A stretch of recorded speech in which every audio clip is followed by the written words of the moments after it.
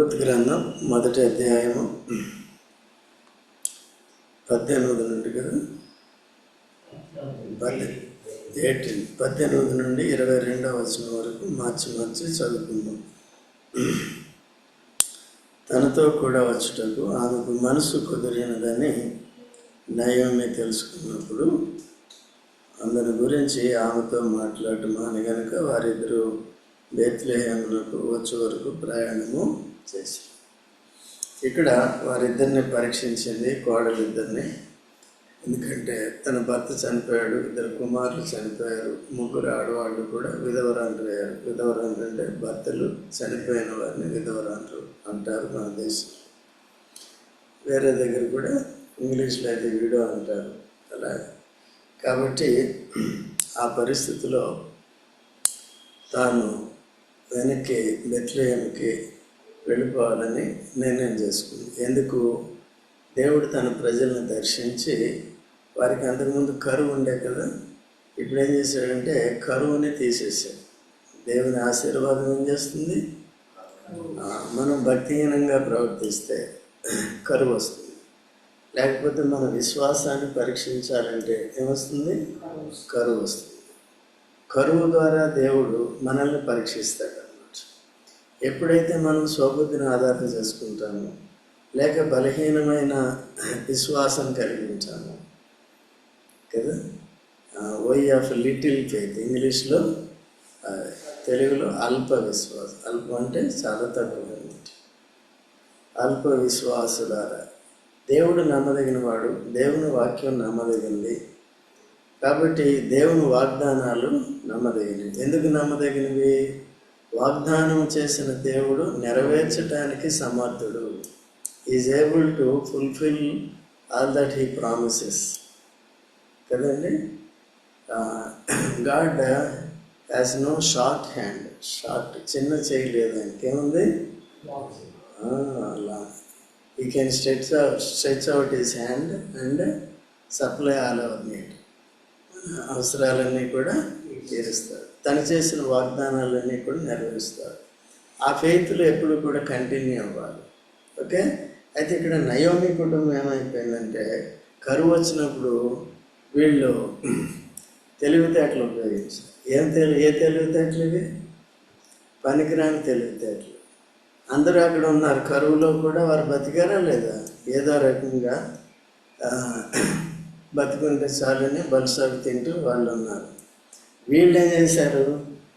అసలు కరువు ఇష్టం లేదు వీళ్ళకి, దేవుని పరీక్ష ఇష్టం లేదు. వెళ్ళిపోయి చనిపోయారు. ఎవరు? మగవాళ్ళందరూ చనిపోయారు. చనిపోయిన తర్వాత ఇప్పుడు దేవుడు దర్శించాడండి. తిరిగి ఎక్కడికి రావాల్సి వచ్చింది? తప్పిపోయిన కుమారుడు ఎక్కడికి పోయాడు? తండ్రి దగ్గర సమృద్ధి ఉంది, తండ్రి దగ్గర ఘనత గౌరవాలు ఉన్నాయి, తండ్రి దగ్గర బంధుత్వం ఉంది, తండ్రి కుమారుల సంబంధం ఉంది, సహవాసం ఉంది. నీ సమస్యలన్నీ తండ్రి చూసుకుంటాడు కదా. అటువంటి పరిస్థితి నుంచి ఏం చేశాడు? ఈ బుద్ధి గలవాడా బుద్ధి లేనాడా? తర్వాత ఏమొచ్చింది? బుద్ధి వచ్చింది. అయితే బైబిల్లో ఏముందంటే, తప్పిపోయిన కుమారునికి బుద్ధి వచ్చినప్పుడు అన్నది కదా. అది సో బుద్ధి వచ్చినప్పుడు ఏమైంది? బుద్ధి లేకుండా ఏదో చేస్తాము. అయితే దేవుడు మాట్లాడినప్పుడు మనం తెలుసుకునే వెంటనే దేవుని వైపు తిరిగేది నేర్చుకోవాలి. అర్థమవుతుందా? లేకపోతే అలాగే కఠినంగా ఉన్నాం అనుకో, ఎవరికి నష్టం? అది మనకే నష్టం. అట్లా చేసుకోకుండా ఎప్పుడు దేవుని వైపు తిరిగే చూసుకోవాలి.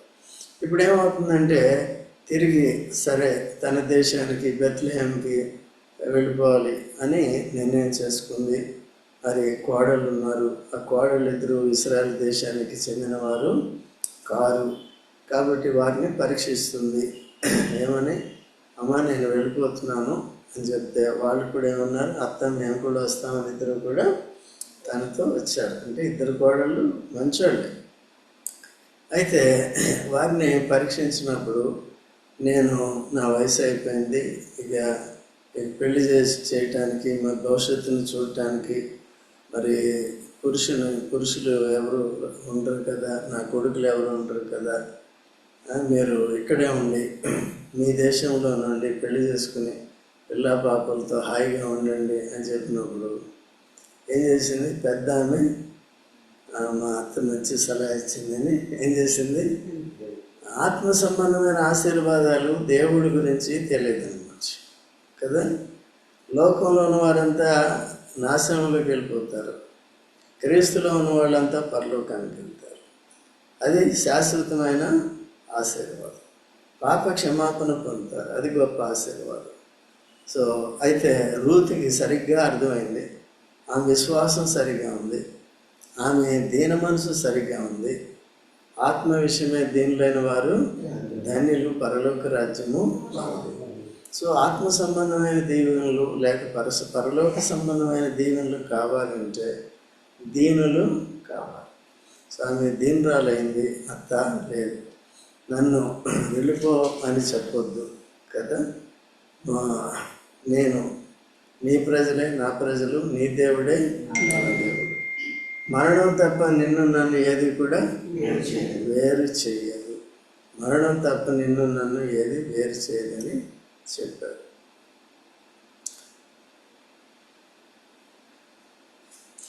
మరణం తప్ప నిన్ను నన్ను ఏది వేరు చేయదని తీర్మానం చేసుకో. అంత దృఢ నిశ్చయం ఉన్నప్పుడు ఏం చేయాలి? ఆమె సరే అమ్మ అని. ఇప్పుడు 18వ వచనంలో పెద్ద ఆమె వెళ్ళిపోయింది, పెద్ద కోళ్ళు లోకంలోకి వెళ్ళిపోయింది తిరిగి. ఈ చిన్న ఆమె ఏం చేసింది? నీతో కూడా వస్తానని చెప్పింది. మనం కూడా యేసుక్రీస్తు ప్రభువుని అంగీకరించినప్పుడు అటువంటి దృఢ నిశ్చయం కావాలి, అటువంటి విశ్వాసం కావాలి కదా. చాలాసార్లు మనం ఏం చేస్తామంటే మానవ నైజంలో తప్పిపోతూ ఉంటాము అన్నమాట. దాన్నో దేన్నో చూస్తాము, మన మనసు క్రీస్తు మీద నుండి పరలోకం మీద నుండి తొలగిపోతుంది. అందుకని ఊరికే భక్తులు జ్ఞాపకం చేస్తూ వచ్చారు. ఈవెన్ కొలసీలకి ఏం చెప్పాడు? ఫిలిప్పీలుగా కొలసీలుగా 3వ అధ్యాయంలో 1వ వచనంలో కదా, పైన ఉన్న వాటిని మీరు క్రీస్తు కూడా లేపబడితే కొలసీ 3:1 కదా, పైన ఉన్న వాటినే వెతకండి, భూ సంబంధమైన వాటి మీద దృష్టి. ఎప్పుడైతే భూ సంబంధమైన వాటి మీద దృష్టి పెడతామో వార్ప తొలగిపోయినట్టు తొలగిపోతుంది. ఎవరైతే పర సంబంధమైన వాటి మీద దృష్టి పెడతామో, ఎవరైతే సుగుణాలు కలిగి ఉంటారో, అంటే సుబుద్ధి కలిగి ఉంటారో, వారు ఏం చేస్తారంటే, ఇప్పుడు నేను వెళ్ళిపోయి నా బతుకు నేను బతికితే నా అత్త బతుకు ఏమవుతుంది, ముసలాం ఎలా బతుకుతుంది అని ఏం చేసింది? చూసిందా లేదా? అట్లాంటి ఆలోచన ఉండాలి. ఇంకెప్పుడు వార్పాకి ఎంతవరకు ఉంది? తన గురించి చెప్పింది, నా బతుకు నేను బతుకుతానని ఏమే నేను బ్రతికి నేను బ్రతికిస్తానని వచ్చింది. ఎవరు? యేసు ప్రభు ఎందుకు వచ్చాడు?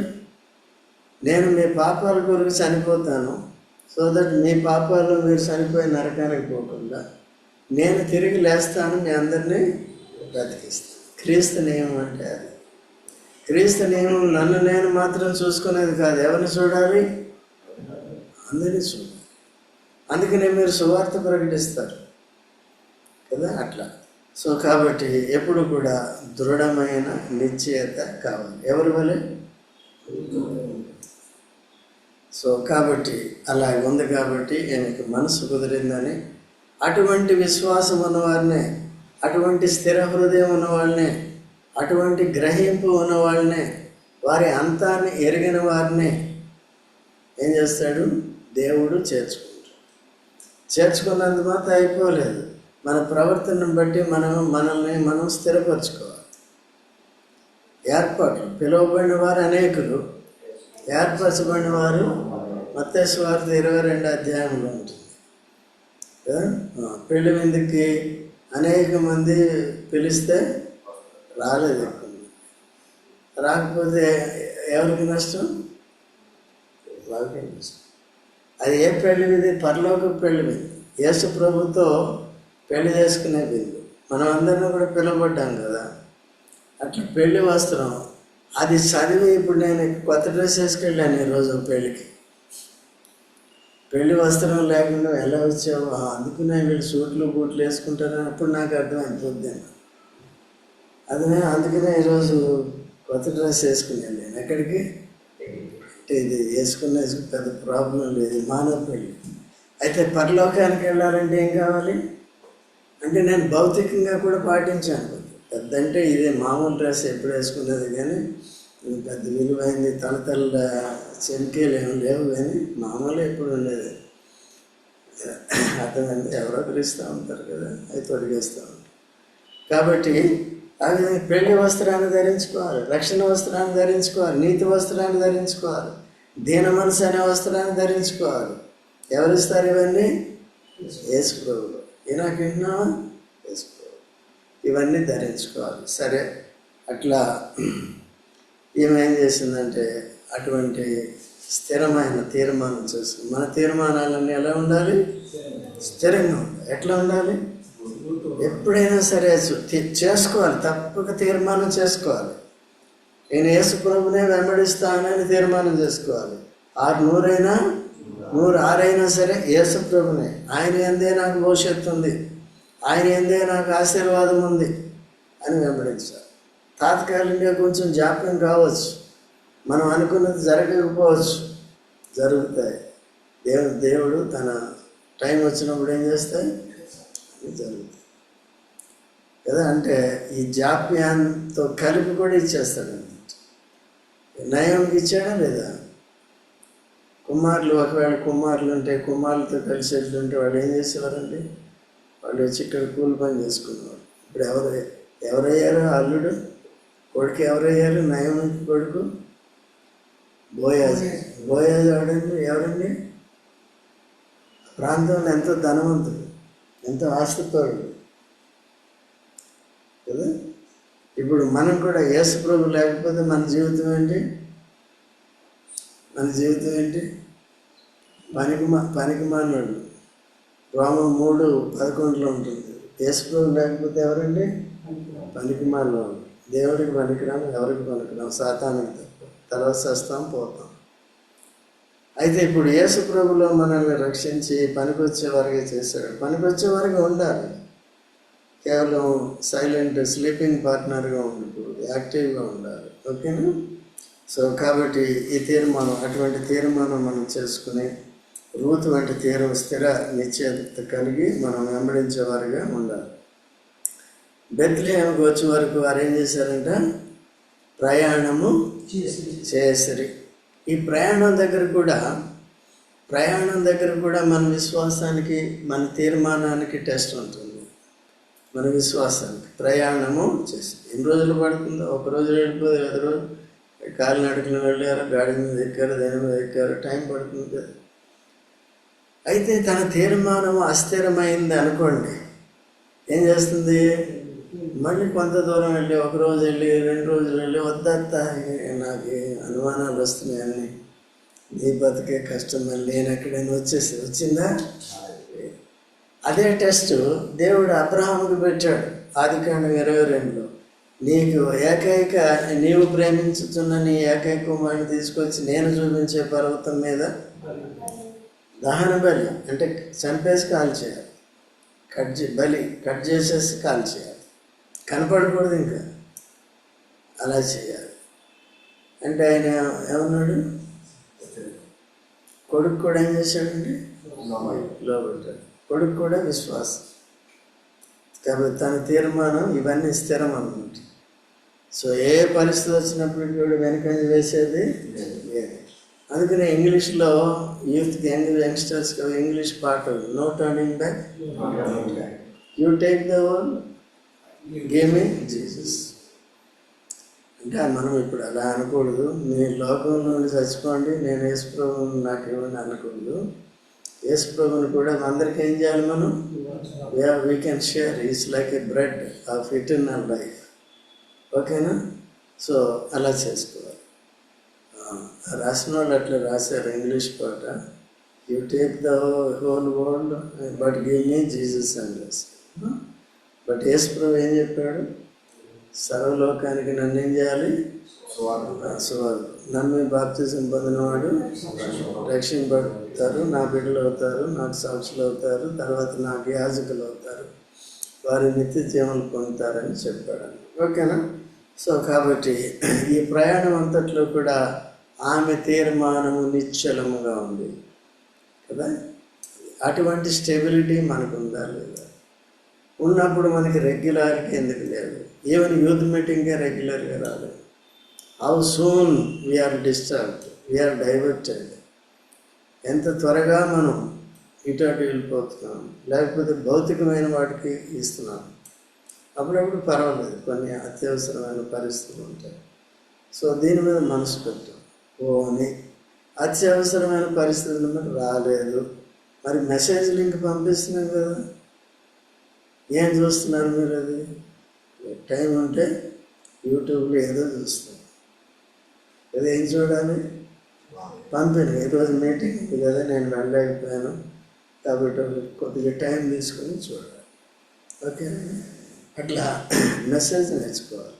You can read the word of God, but message ఏం చేస్తుంది? దాంట్లో ఉన్న సబ్స్టాన్స్ని నీకు తెలియజేస్తుంది. ఇప్పుడు మన ధ్యానం ఏం చేస్తుంది? దాంట్లో ఉన్న సబ్స్టాన్స్ని మనకు తెలియజేస్తుంది. ఓకే, సబ్స్టాన్స్ అంటే స్టఫ్, స్టఫ్ అంటే సరుకు. సరుకు ఏం చేస్తుంది మనకి? తర్వాత చదవండి, 19వ వచనం అయిపోయిందా?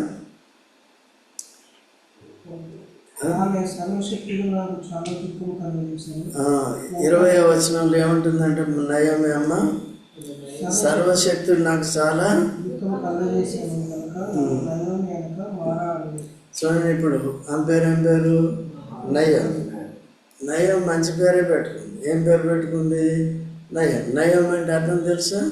మధురము, స్వీట్, మధురము. కాబట్టి ఇప్పుడు సర్వశక్తుడు నాకు చాలా కీడు కలుగజేసిన కనుక నన్ను ఇప్పుడు నయోమి అని పిలవకండి, మధురమైన అమ్మ అని పిలవకండి, మారా అమ్మ అని పిలవండి. ఎవరు కలుగజేశారంటే కీడు? దేవుడు ఎవరికైనా కీడు చేస్తాడా? ఎలా చేస్తాం? అవ్వని ఆ మంచి చెట్లు తెలుగునిచ్చే వృక్షం దగ్గరికి పోయి పండు తినమని చెప్పాడు. ఎవరు చేశారు అది?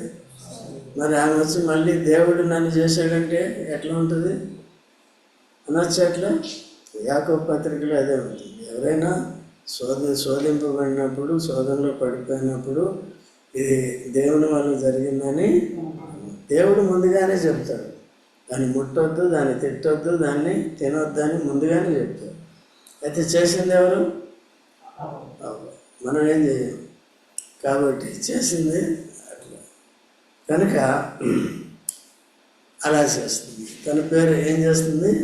మారా అని పిలుస్తుంది. అయితే మనల్ని నీ జీవితం, నా జీవితం, ఈవెన్ ఫిజికల్ లైఫ్ ఒకటే కాదు కానీ ఆత్మ సంబంధమైన జీవితం కూడా మారాలాగా ఉండింది. ఎప్పుడు? యేసు ప్రభుని మనం అంగీకరించుకుంది. ఇప్పుడు తాను మారాగా మారి శిలువ శ్రమలన్నీ తాను భరించి కదా, మరణాన్ని జయించి మన పాపాన్ని క్షమించి మనల్ని ఏం చేశాడు? మారాగా చేశాడు. మారాను మధురంగా చేశాడు. ఓకేనా? మారా అంటే మన జీవితాలను ఇప్పుడు ఎట్లా చేశాడు? మధురంగా చేశాడు. అది ప్రయాసపడి భారం మోచిన సమస్తమైన వాళ్ళ నా దగ్గర నేను మీకు ఏం చేస్తాను? విశ్రాంతి ఇస్తాను. సో మనం అందుకనే పౌలు కూడా ఏమంటాడంటే ఫిలిప్పీ 4:4 ఏమంటాడు? ఆనందించుడి, మరలా చెప్పుదును ఆనందించుడి. ఎవరిలో? ప్రభువునందు ఆనందించుడి. ప్రభువులో హబక్కూకు ప్రభువులో ఆనందించాడు కదా. ఈ లోకంలో నా తోటలో ఉన్నా లేకపోయినా, సార్లు గొర్రెలు బర్రెలు ఉన్నా లేకపోయినా, నా రక్షణకర్త అయిన దేవుని యందు నేను 3:18-19 వచనాలు. ఏది? హబక్కూకు. సో ఇటువంటి ఆత్మీయ జీవితానికి నీవు వెలిగింపబడితే, అటువంటి నిరీక్షణ, అటువంటి విశ్వాసం ఉంటే మనం ఎప్పుడు కూడా ఎవరిని హత్తుకోవాలి? సో ప్రస్తుతానికి మారా ఉంది. అది మారాని ఎవరు మధురం చేయగలరు తిరిగి? సో నయమాని పేరు పెట్టుకున్నావు, మారాగా మారేది నువ్వే. ఆ మారాని దేవుడు మళ్ళీ ఏం చేస్తాడు? మధురంగా చేస్తాడు. చేశాడా లేదా? అది దేవుళ్ళు ఉన్నది, క్రీస్తులో ఉన్నది. మన జీవితాలు కూడా అటువంటివే. కానీ కొంతమంది ఆసక్తి లేక తీర్మానం లేక దూరంగా ఉంటారు, నేర్చుకోరు, చల్లారిపోయిన స్థితిలో ఉంటారు కదా. అటువంటి జీవితం కూడా ఏంటంటే మనకి తెలియకుండానే అది మారాలి ఉంటుంది. ఆత్మీయ బలహీనతలో ఉన్నాం అన్నమాట. సో తిరిగి సమకూర్చబడాలి. ఎప్పుడు కూడా క్రీస్తుని హత్తుకొని క్రీస్తుని వెంబడించే జీవితం మనకి కావాలి. సో అటువంటి తీర్మానం చేసుకోవాలి కంపల్సరీ. తర్వాత చదవండి. నేను సమృద్ధి కలదానని వెళితిని, యెహోవా నన్ను రిక్తురాలుగా తిరిగి రాజేసింది. సమృద్ధి కలదాన్ని అంటే నేను నా భర్త, ఇద్దరు పిల్లలు, మగ పిల్లలు వెళ్ళారు. వాళ్ళు ఏమైపోయారు? సో కాబట్టి లోకంలో ఏముందండి? లోకంలో మరణం. క్రీస్తులు ఏముందండి? జీవం. ఎక్కడికి వెళ్ళారు వాళ్ళు? మరణ స్థలానికి వెళ్ళారు. కాబట్టి నేను సమృద్ధి కలదాన్ని వెళుతుంది. ఇప్పుడు ఎట్లా వచ్చింది? అందుకనే మన అందరూ దేవుని ఎదురు రిక్తులు కావాలి. రిక్తులు అంటే ఖాళీ చేయబడాలి. దేని గురించి? పాపం నుండి ఖాళీ చేయబడాలి. సొంత ఆలోచనలు, సొంత బుద్ధిని నెరవేర్చే దాని నుంచి ఖాళీ చేయబడాలి. అందుకనే మనం అందరినీ ఖాళీ చేయడానికి యేసు ప్రభు ఖాళీ చేసుకున్నాడు. ఎంతవరకు తగ్గించుకున్నాడు యేసు ప్రభు? అత్యున్నతమైన సింహాసనాన్ని వదిలిపెట్టాడు, భూమి మీదకి వచ్చాడు. అదే పెద్ద తగ్గింపు కదా. ఆ భూమి మీద కూడా పశువుల తొట్టులో పండుకోవడమే. మీరు పుట్టినప్పుడు పశువుల తొట్టులో పడుకోబెట్టారా? బంగారు తొట్లు మనం. అది సృష్టికర్త అయిన దేవుడు యేసు ప్రభు ఎక్కడ అండి స్టార్టింగ్ అయింది? ఇక్కడ భూమి మీద పడక ఎక్కడైనా ఆయన పూజించారు. నిన్ను నన్ను పూజిస్తారా? ఆయన వచ్చి ఏం చేశారు? జ్ఞానులు పూజించారు. ఈయన పూజార్హుడు, ఈయన విమోచకుడు అని వాళ్ళు ఆరాధించారు అన్నమాట. సో కాబట్టి అక్కడి నుంచి మళ్ళీ ఎక్కడి దాకా వెళ్ళాడు? శిలువ మధ్యలో ఏమయ్యాడు? యోహాను కంటే తక్కువగా చేసుకున్నాడు. యోహానికి ఈయన బాప్తిసం ఇవ్వాలి. బాప్తిసం ఇచ్చే యోహాను చేత బాప్తిసం తీసుకున్నాడు కదా. లోక మర్యాద చూపిస్తారు కదా. అంకుల్ గొప్ప, ఆ గొప్ప, ఈ గొప్ప అంటారు కదా. ఎవరి పరిచయం వాళ్ళు చేయాలి, అంతేనా? ఈ గొప్పలు ఆ గొప్పలు మానవ మర్యాదలకి పోకూడదు. నీతి యావత్తు ఈ పాటికి ఇలా జరిగినవయ్యా అని చెప్పినప్పుడు ఏం చేశాడు? బాప్తిసం ఇచ్చాడు. రెండోది, శిష్యుల దగ్గరికి వెళ్ళి ఏం చేస్తున్నాడు? వాళ్ళు కాడి. ఇంతకంటే ఏమైనా ఉంటుందండి? మనం కడగలం? కడిగించుకుంటావా? నేను అర్హుడిని కాదు. ఓకే, అయితే యేసు ప్రభు ఏమనంటే, నేను మీ పాదాలు కడగకపోతే మీరు నాతో పాలివారు కాదు. అంటే దాని అర్థం ఏంటంటే, అప్పుడు పేతురు అంటాడు, నా నడినెత్తి నుంచి అరకాల వరకు కడిగే అంటాడు. అవసరం లేదు. ఒకసారి స్నానం చేసిన వాడు, యోహాను సువార్త 13వ అధ్యాయంలో, ఒకసారి స్నానం చేసిన వాడు పాదములు తప్ప ఇంకేమీ కడుక్కో. దాని అర్థం ఏంటంటే, యేసుప్రభుని నమ్ముకున్నాం, మన పాపాలను క్షమించాడు, అయిపోయింది కదా. తర్వాత మన నడవడి, ఇప్పుడు మీరు స్నానం చేసి బయటికి వెళ్ళి తిరిగి రోడ్ల మీద తిరిగి వచ్చి ఏం చేస్తారు? పాదాలు కడుగు. మళ్ళీ స్నానం చేస్తారా? లేదు కదా. అట్లా మళ్ళీ ఎప్పుడు చేయాలో అప్పుడు రోజుకోసారి ఎప్పుడు చేస్తారు కదా. అది మామూలు. అది లోకంలో. యేసు ప్రభువుని అంగీకరించి మనంతా కూడా పవిత్రులు కావాలంటే యేసు ప్రభువుని నమ్ముకున్నప్పుడు, పాపాలు ఒప్పుకున్నప్పుడు జీవితకాల పాపాలన్నీ క్షమించాడు. అయితే ఇక్కడ ఏంటంటే, నడవడిలో ఎప్పటికప్పుడు మనం ఏం చేయాలి? పరీక్షించుకుని మనల్ని మనం పవిత్రపరచుకోవాలి. దాని అర్థం ఏంటంటే, మీరు మీ నడవడిని జాగ్రత్తగా కనిపెట్టండి. ఇటు అటు మీ పాపాల దగ్గరికి ఎక్కనివ్వకండి. కీర్తన 1లో దావీదు ఏమంటాడు? ఆలోచించకు నడవక, పాపుల మార్గం నిలవక కదా, నిలవక నడవక కూర్చుంటాడు అని చెప్తాడు. సో కాబట్టి అది మనందరికీ ఒక వర్తమానం ఇవ్వటానికి, ఒక పాఠం నేర్పించడానికి అట్లా చేశాం. అంత మాత్రమే కాకుండా మాదిరి ఇచ్చాడు. ఇంకొక రకంగా చూస్తే నేను మీ పాదాలు కడిగిన ప్రకారము మీరు కూడా ఒకరి పాదములు ఒకరు. దాని అర్థం ఏంటంటే ఒకరి బలహీనతలు ఒకరు చెప్పుకుని ప్రార్థన చేసుకోవాలి. తర్వాత నువ్వు తప్పు చెప్పు, నువ్వు పనికిరావు అనకూడదు. పనికిరాని వాళ్ళు కూడా ఏం చేయాలి? ఇప్పుడు దేవుడు మాట్లాడుతున్నాడు కదా, అవిధేయులైన వారు కూడా ఇప్పుడేం కావాలి? అట్లా వచ్చి సహవాసంలో ముందుకి సాగేవారుగా, దేవుని సేవ చేసేవారుగా ఉండాలి. ఓకేనా? సో కాబట్టి ఇక్కడ ఏమంటున్నాడు? ఇప్పుడు నన్ను రిక్తురాలుగా మనం కూడా ఏం కావాలి? రిక్తులం కావాలా వద్దా? రిక్తులు అంటే అర్థం ఏంటి? కాడి దేనితో? శరీర తత్వంతో, స్వార్థముతో. అది ఏదైతే మనల్ని అపవిత్రపరుస్తుందో మన జీవితాన్ని, దాన్ని అంతా ఖాళీ చేసుకోవాలి. దాంట్లో గర్వం కూడా ఉంటుంది.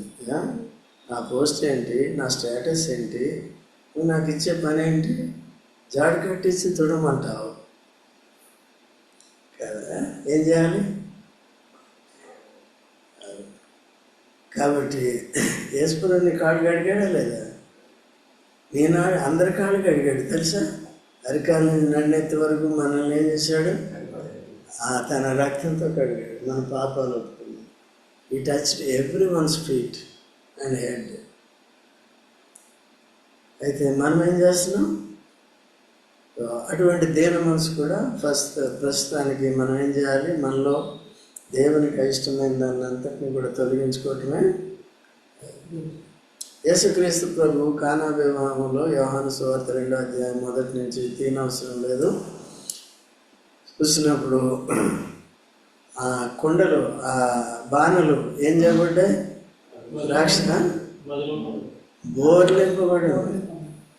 బోర్లింపబడి ఉన్నాయి. అంటే అర్థం ఏంటి? ఖాళీగా ఉంది. ఖాళీగా బోర్లింపడం అంటే ఇంకా దాంట్లో ఏమి? మనం కూడా బోర్లింపబడాలి. బోర్లింపబడటం అంటే అర్థం ఏంటి? అప్పుడే దాన్ని యేసుప్రభు నింపుతాడు. సరే, నీళ్ళతో నిమ్మన్నాడు. నీళ్ళతో వాళ్ళకి ఏం కావాలి? ద్రాక్ష. నీళ్ళు వేస్తే పోతే అప్పుడు నీళ్ళతో అంటే దానికి విలువ లేదు. ద్రాక్ష రసానికి ఉన్న విలువ నీళ్ళకుందా? లేదు. దాన్ని ఏం చేశాడు? ద్రాక్షరసం. అంతకుముందు వారు సర్వ్ చేసిన ప్రకృతి సంబంధమైన ద్రాక్షరసం కంటే కూడా ఈ మహిమాయుక్తమైన మహిమ చేత ద్రాక్షారసంగా చేయబడిన ద్రాక్షారసం ఏమైంది?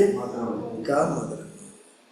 సో నా జీవితాలు మధురంగా ఉండాలంటే ఏం చేయాలి? ఖాళీ చేసుకోవాలి. ఎంతవరకు ఖాళీ చేసా? బోర్లు చేసుకోవాలి. అదే నేను అందుకనే ఆ నీళ్ళు తాగినప్పుడు ఇక్కడ చెప్తా, ఆ గ్లాస్ ఏం చేయాలి? మీరు పైకే పెడతారు. పైకి పెట్టినప్పుడు ఏమవుతుంది? బల్లో నీళ్ళు వచ్చి పోసిపోతుంది. అది ద్రాక్షారసం అవుతుంది, చచ్చిపోతాం. వీళ్ళల్లో కూడా చూసుకోండి, సూత్రాలు పాటించాలి. హోటల్లో గిట్లో ఫుడ్ పాయిజన్ ఎందుకు అవుతుంది?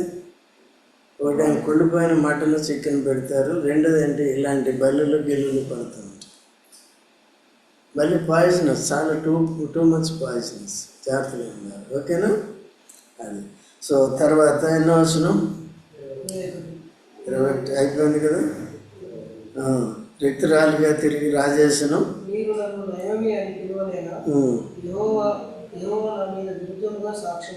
పరికను సర్వశక్తుడు నన్ను బాధపరచును అని వారితో చెప్పాను. అట్లు నయోమియు ఆమెతో కూడా మోయాబీయురాలైన రూతు వాళ్ళ కోడలను మోయాబు దేశం నుండి తిరిగి వచ్చింది. వారిద్దరూ యవనకోత ఆరంభంలో బెత్లెహేము చేరింది. ఇప్పుడు చూడండి, ఆమెకి ఆ పరిస్థితి రావటానికి కారకులు ఎవరు? వాళ్ళు. కానీ ఎవరి మీద నెట్టేసింది? ఎవరికి సాక్ష్యం చెప్తుంది? ఒకవేళ వాళ్ళు మీలాంటి బోధకులు అయితే మీరు ఎందుకు పోయావమ్మా అనేవారు కదా. నీకు ఎవరు చెప్పారు అక్కడికి పోమని? ఏదో రేపు కష్టమో నష్టమో ఏదో శ్రమ వచ్చింది, అంకుల్ నేను మీటింగ్ రాలేదు, అది చేయట్లేదు, ఇది చేయట్లేదు, అక్కడికి వెళ్ళాను, ఏదో అయ్యింది అంటే ఎవరు కారణం దాన్ని? దేవుడు నా కాలు ఎరగొట్టాడు, చెయ్యి ఎరగొట్టాడు, ఎవరు కారణం దాన్ని? దేవుడు ఎరగొట్టాడు. పోయి ఎరగొట్టించుకున్నాం కాబట్టి అట్లా ఒక కాలు 2 కాళ్ళు కూడా ఎరగొట్టాడంట సూర్యకుమారి, 2 కాళ్ళు పాపం. అయినా బాధపడలేదు. నయామి ఎంత బాధపడిందో చూడండి. అయినా ఆమె సంతోషంగా చెప్తుంది పొద్దున్న నాకు. ఎవరు? సూర్యకుమారి. 2వ కాలు కూడా దెబ్బతాయండి నిన్న ముందు. అర్థమవుతుందండి. సో ఇలాగా కొన్నిసార్లు ఏమవుతుంది, ప్రతిదీ మేలు కొరకే. ఓకే, ఒకవేళ మనం రియలైజ్ అయినప్పుడు రిక్తులుగా చేసుకున్నప్పుడు అవుతుంది. అయితే దేవుడు పెద్దగా అలాంటి వాటిని పట్టించుకోడు. మానవుని యొక్క ఆలోచన, మానవుని యొక్క బుద్ధి ఎటువంటిది? కొద్దిగా ఉంటుంది. అది ఎప్పుడు కూడా దేవుని జ్ఞానానికి నెగిటివ్గా ఉంటుంది. పెద్దగా పట్టించుకోడు. అనుభవాల ద్వారా నేర్పుతాడు. తర్వాత ఇన్ని మాటలు అంది కదా, తర్వాత ఏమైందో ప్రభు చిత్తం అయితే వచ్చే దినాల్లో మనం చూసుకుందాం. ప్రార్థన చేసుకుందాం.